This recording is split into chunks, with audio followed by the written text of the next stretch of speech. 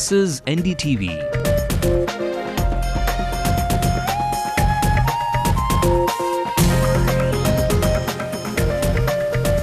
And you're watching NDTV Hindu.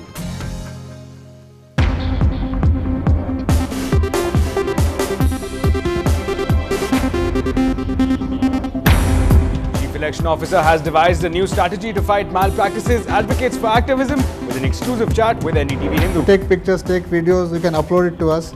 We'll have a lot of numbers, toll-free numbers where you can inform. Factory in Virudhunagar manufacturing firecrackers goes up in flames. Fire claims 8, injures 10 others. So what caused the fire? Is the Lankan Navy at it again? Tamil Nadu fishermen report another attack by a Lankan Navy vessel, second in a month. Amma's estate is pitched against the demands of local panchayats as both sides slug it out for the right of way. The Adi Dravida girls' hostel is found in a pitiable state. NDTV Hindu investigates the deplorable living conditions.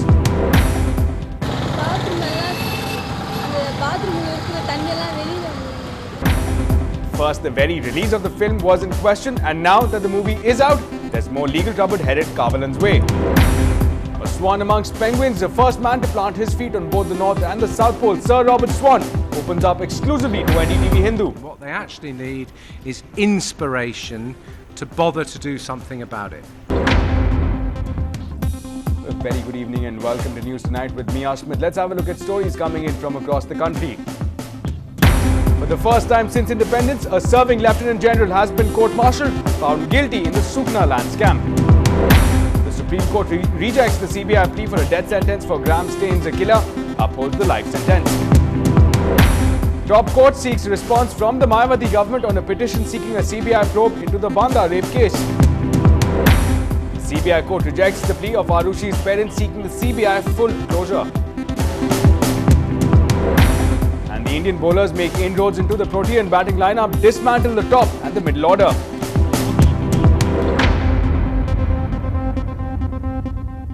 Well, first up this hour, we've heard of citizens posting pictures and videos of bad roads or monsoon woes.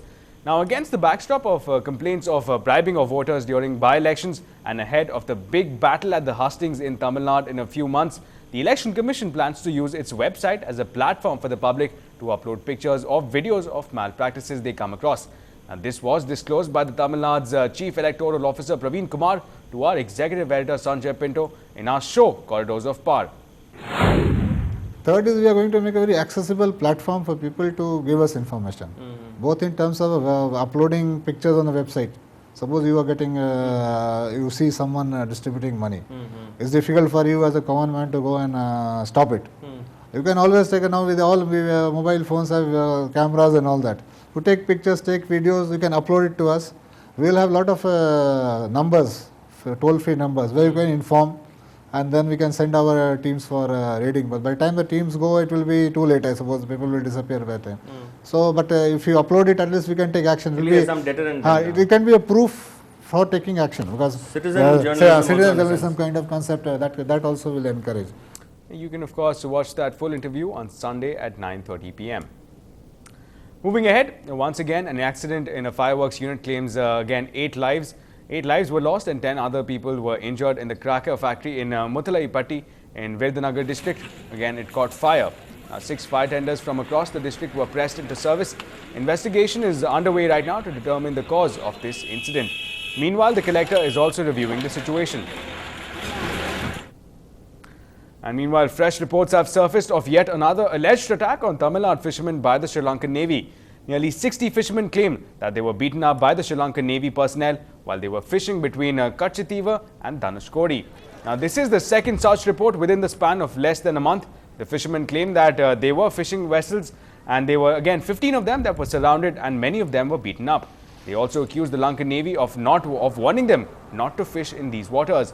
Now, the attackers, according to the claims, then allegedly confiscated their catch, their GPS navigation systems and mobile phones. Now, to give our viewers some background on this, fishermen from Rameshwaram had gone back to fishing only.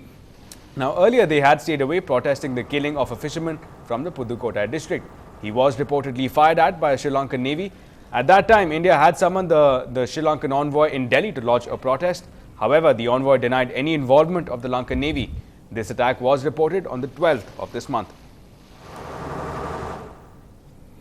And in other developments, Jayalalitha's Kodanad estate travails continue. The manager of Jayalalitha's Kodanad estate filed a petition in the Madras High Court to quash the Tamil Nadu government's order dated December 31st, 2010 for acquiring about a hectare of land in this estate. Now, one of the local panchayat's long-pending demands is to acquire the road to allow the villagers unconditional use of the roads cutting through the estate. Now, currently villagers are allowed access from 6 in the morning to 6 in the evening.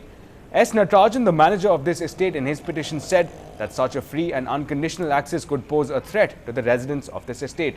He said that as per the Madras High Court and the Supreme Court directives, access has been given to the people in neighbouring areas of Annanagar and Kamraj Nagar hamlets. He also said that there are several estates in the Nilgiris district which have private roads where access is conditional. Now, this issue has been a bone of contention between Jayalalitha and the local panchayats and has been in both the Madras High Court and the Supreme Court as well.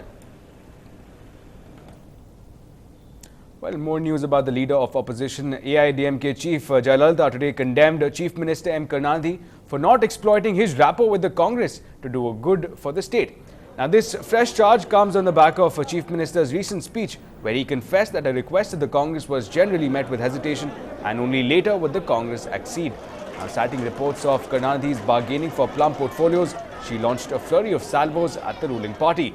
Now, milking the sensitive interstate water dispute issue, she charged that the Chief Minister did not make a request to Tamil Nadu's rights.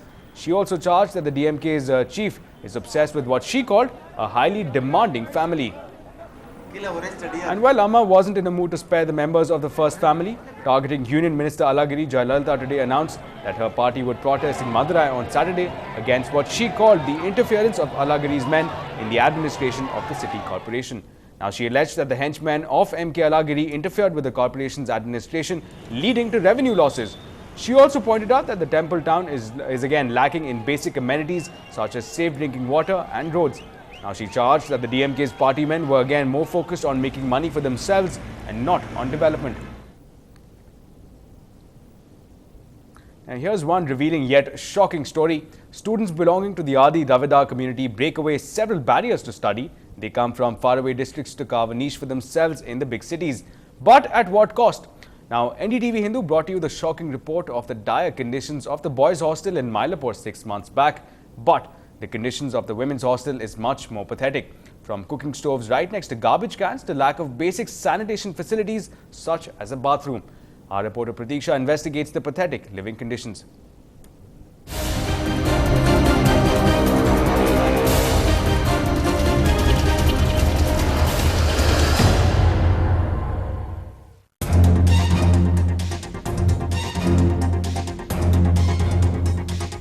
In July, NDTV Hindu brought you this report which exposed the shocking living conditions at the Adi Dravida men's hostel run by the state in Mylapore. Many a viewer wrote to us sharply demanding action.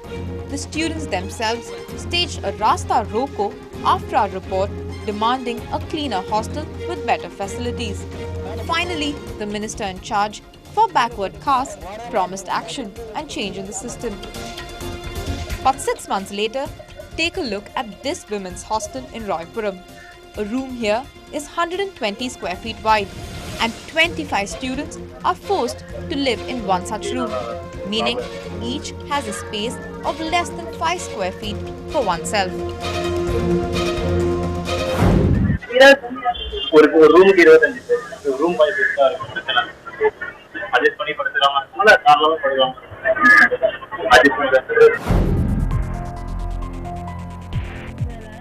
Suffocation and claustrophobia are the last things that come to their minds.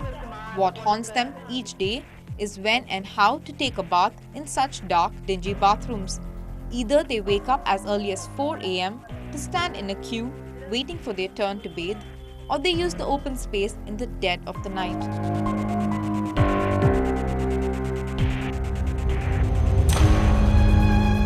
Bathroom எப்படி இருக்கும்? ரொம்ப மோசமா இருக்கும். எல்லாம் வெளியில தான் குளிக்கிறாங்க. Bathroom கிடைக்கும். Okay, அவ சாமில தண்ணிலாம் உள்ள போகுது. பாத்ரூம் எல்லாம் அந்த பாத்ரூம்ல இருக்கிற தண்ணி எல்லாம் வெளியில The fancy menu plastered on the wall is a far cry. Meals are cooked right next to the garbage. Rice and rasam is served most days.